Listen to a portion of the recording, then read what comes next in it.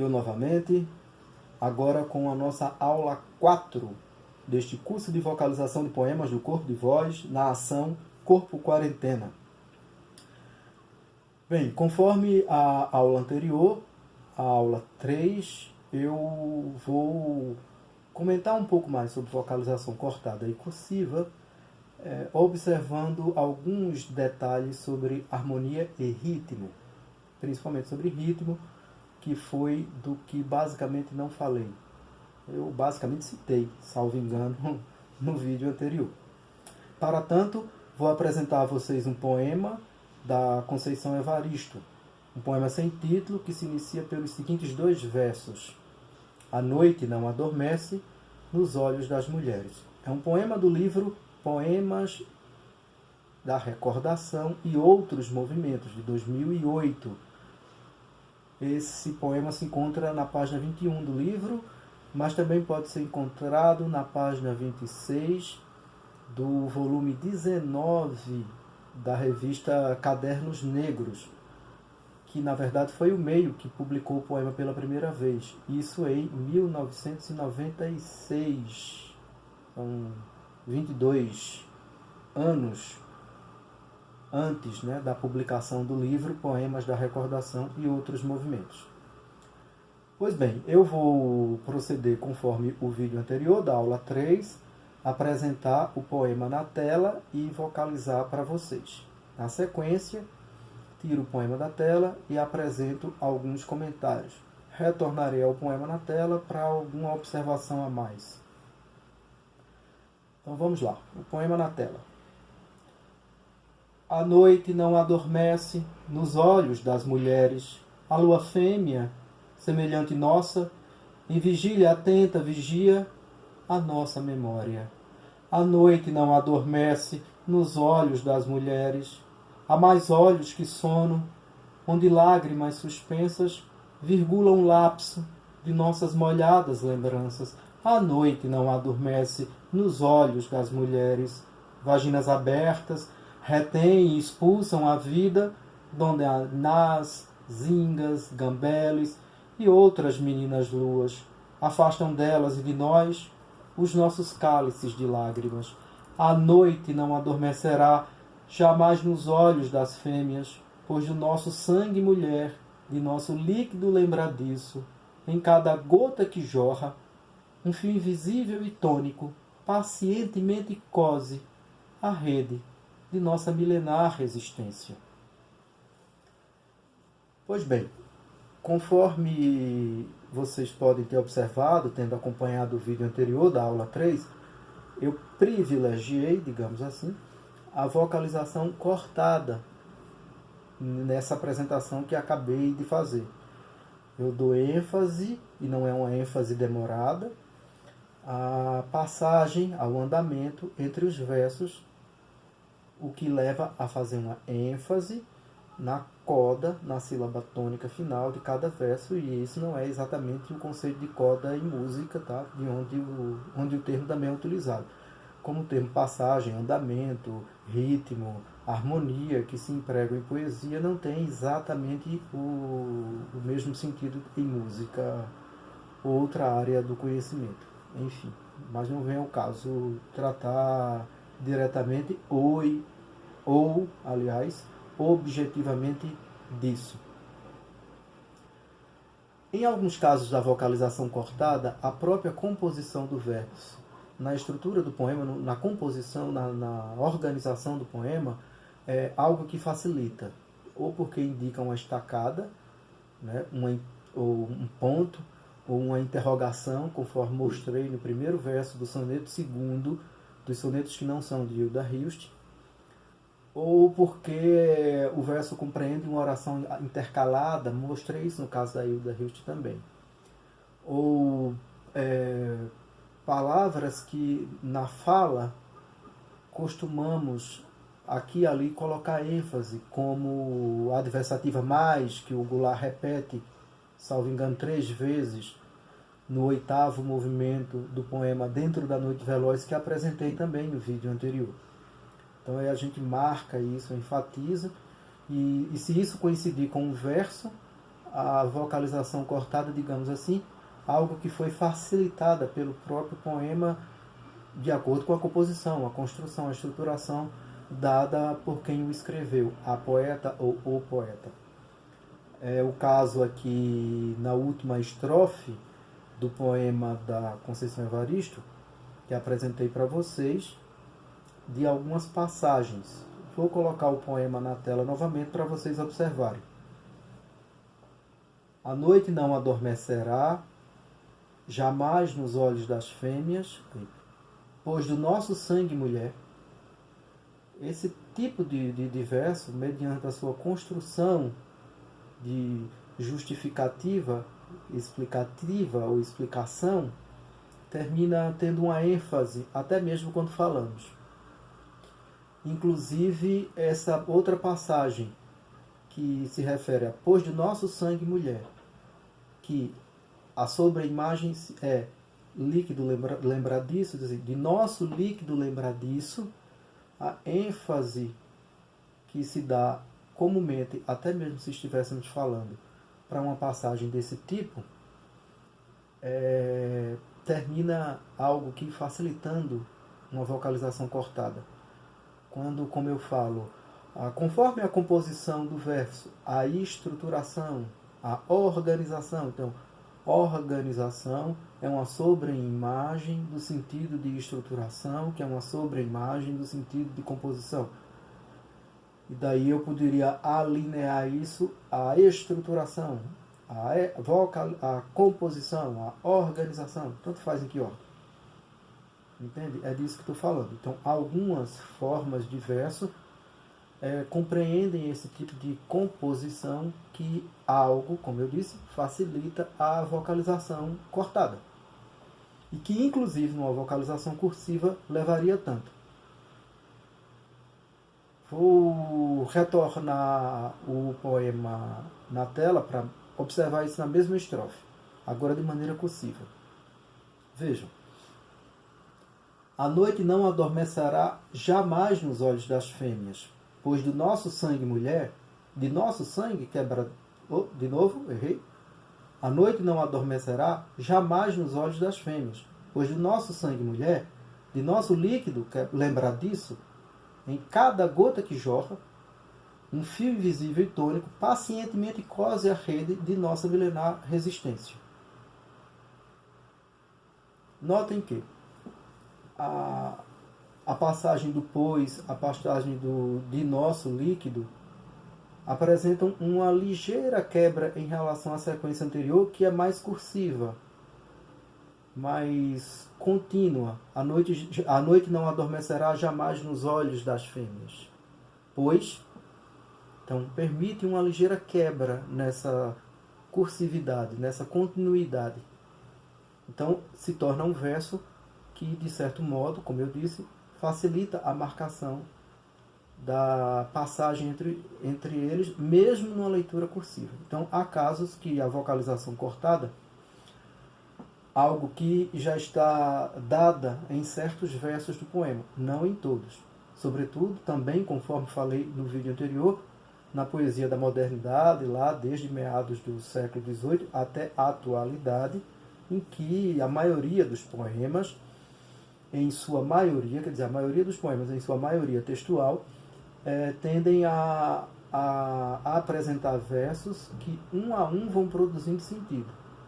Um a um em relação aos outros, a todos, de uma maneira que acontece uma subordinação no processo de construção do sentido. Voltando ao ponto que eu falava, de distinguir as duas vocalizações e a marca da passagem, é importante notar que há dois ritmos distintos. O ritmo poético, por assim dizer, sendo algo que é enfatizado, eu não diria preservado, mas enfatizado na vocalização cortada. E o ritmo poético, algo que deixado de ser enfatizado na vocalização cursiva. Não diria colocado de lado, abandonado, porque quem vocaliza e aprende a trabalhar com poema sempre sabe de uma coisa e outra, embora não use essas expressões, essas locuções, esses termos, vocalização cortada, vocalização cursiva. Tá? Então, embora não use tal vocabulário para se referir a isso, quem trabalha com poema e vocaliza sabe dessa distinção.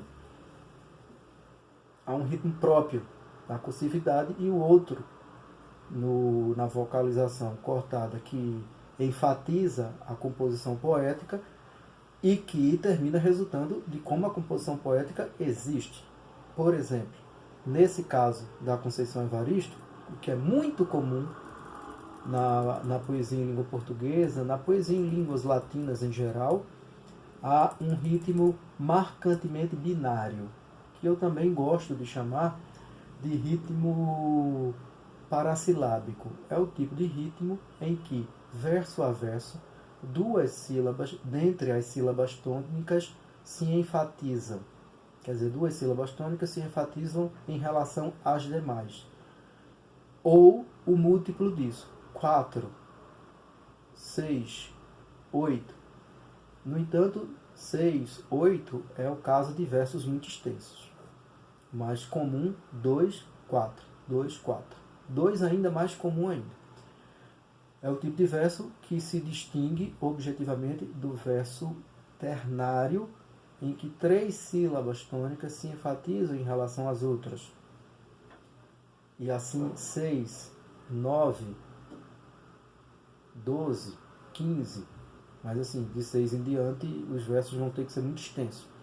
Coisa do tipo tabacaria, do heterônimo Álvaro de Campos de Fernando Pessoa. Observem que alguns casos são comuns. O caso de 6 sílabas tônicas em ênfase é tanto binário quanto ternário.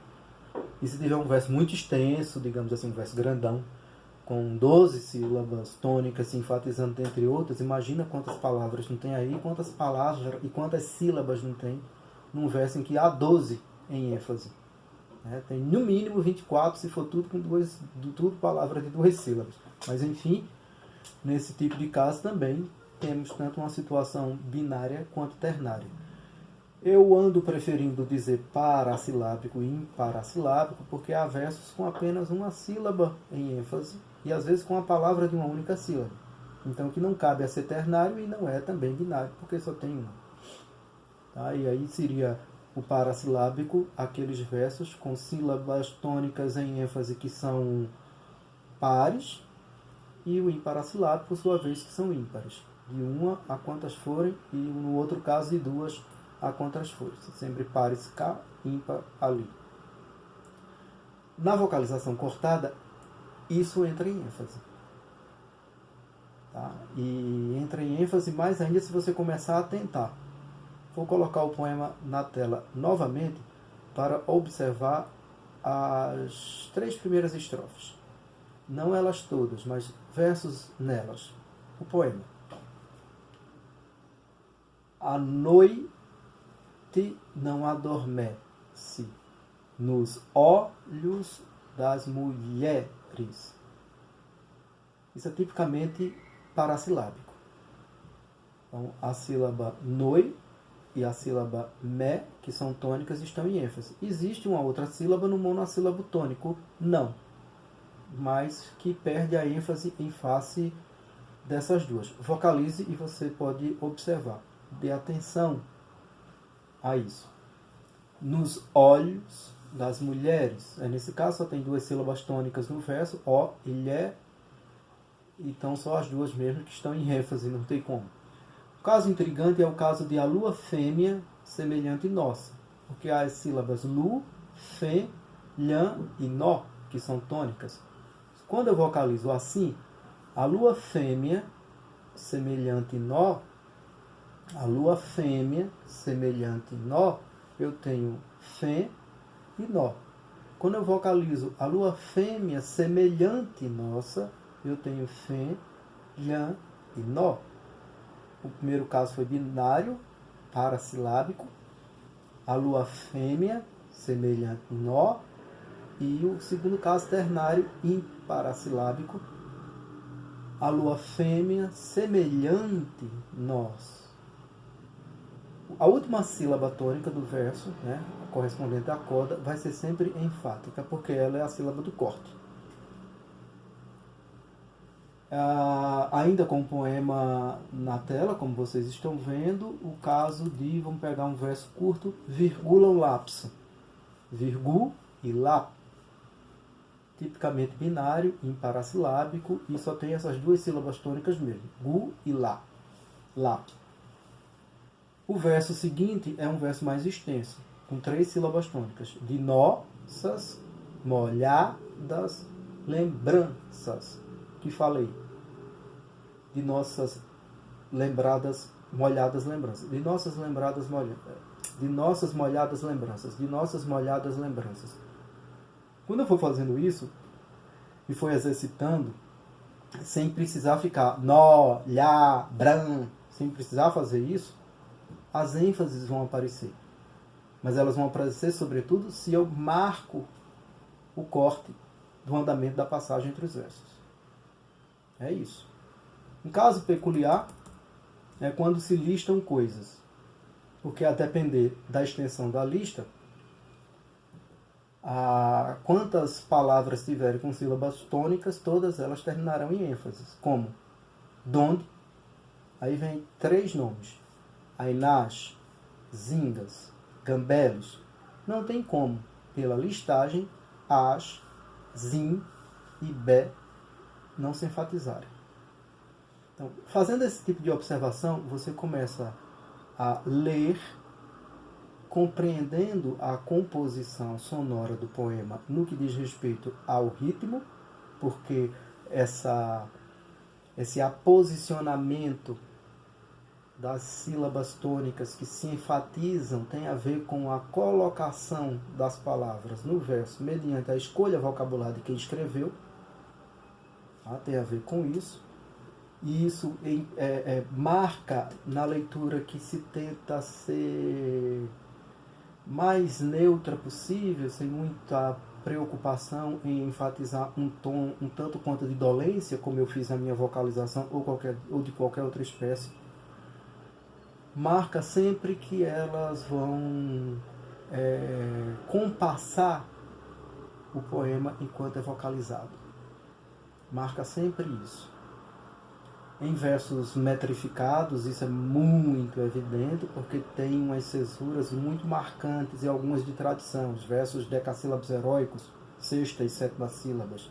Os versos decassílabos sáficos, 4ª, 8ª e 10ª sílabas. O verso decassílabo moinheira ou de gaita galega, 4ª, 7ª e 10ª sílabas. O verso decassílabo martelado, muito comum na poesia popular nordestina cá no Brasil, 3ª, 6ª e 10ª, porque não vai terminar dando 9, uma vez que é um verso ímpar com marcas um verso par com marcas ímpares. Verso decassilábico trocaico, que é outro que vai dar um erro. São todas as ímpares. A 1ª, a 3ª, a 5ª, a 7ª, menos a 9ª, vai para a 10ª, que é um verso par com marcações ímpares. O decassílabo iâmbico ou jâmbico, perfeito. Todas as sílabas pares, 2, 4, 6, 8, 10, 2ª, 4ª, 6ª, 8ª, 10ª sílabas. Então, isso pode ter mais ênfase, sem você precisar gritar as sílabas lá, dá, ma, como eu falei. Vai ter ênfase, e você pode garantir a ênfase fazendo a marca do corte final da passagem, do andamento entre os versos. Esse tipo de compreensão. Já sobre a harmonia, que eu disse que acrescentaria alguma coisa, não há diferença em relação ao ritmo. O que o ritmo poderia fazer com a harmonia é talvez marcar mais algum som repetido. Mas vai marcar só no ponto onde o ritmo for uma batida, onde ele tiver uma ênfase. Se a sílaba com som repetido não tiver essa ênfase, não vai ter esse efeito. Em geral, o que a harmonia produz é, como eu falei no vídeo anterior,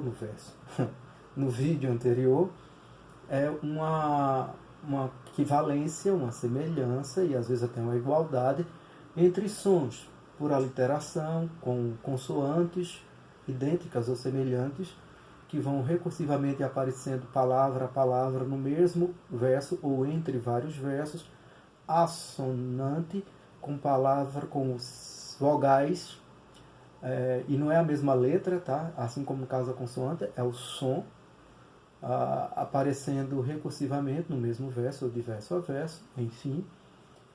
E às vezes uma espécie de imagem sonora semelhante, como no poema que estávamos comentando da Conceição Evaristo,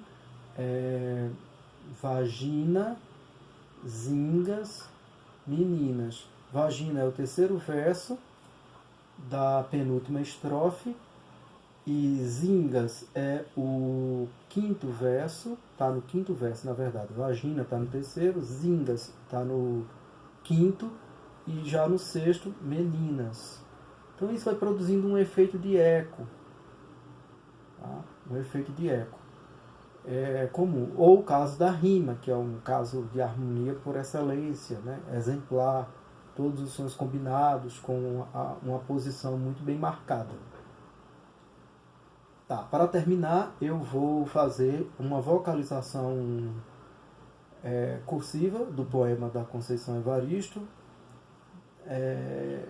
e vou fazer conforme o corpo de voz faria numa apresentação pública, presencial, em que o corpo de voz sempre trabalha com um livro ou um poema na mão, uma folha, e o público apenas ouve, não acompanha na escrita como fiz com vocês aqui. Então não vou colocar o poema de novo na tela, no frigir dos ovos, é isso que eu estou dizendo. A noite não adormece nos olhos das mulheres. A lua fêmea, semelhante nossa, em vigília atenta vigia a nossa memória. A noite não adormece nos olhos das mulheres. Há mais olhos que sono, onde lágrimas suspensas virgulam o lapso de nossas molhadas lembranças. A noite não adormece nos olhos das mulheres, vaginas abertas, retêm e expulsam a vida, dondanhás, zingas, gambeles e outras meninas luas afastam delas e de nós os nossos cálices de lágrimas. A noite não adormecerá jamais nos olhos das fêmeas, pois do nosso sangue mulher, de nosso líquido lembradiço, em cada gota que jorra, um fio invisível e tônico pacientemente cose a rede de nossa milenar resistência. É isso, obrigado. Desejo saúde, como sempre, e recomendo também, como sempre, que fiquem em casa, ignorem o presidente. A próxima aula com Maria Rita Paixão, na sequência com o professor Wilton, e assim, na sequência com ele, 3 aulas, até que aparece a Elis Regina Castro com 2 aulas, e eu retorno para mais 4 aulas. Volta a Maria Rita Paixão com mais 1 aula, o professor Wilton com mais 3 aulas, a Elis Regina com mais 2 aulas. E depois disso começamos a postar, talvez até no entremeio disso, depoimentos de membros do corpo de voz. Até lá!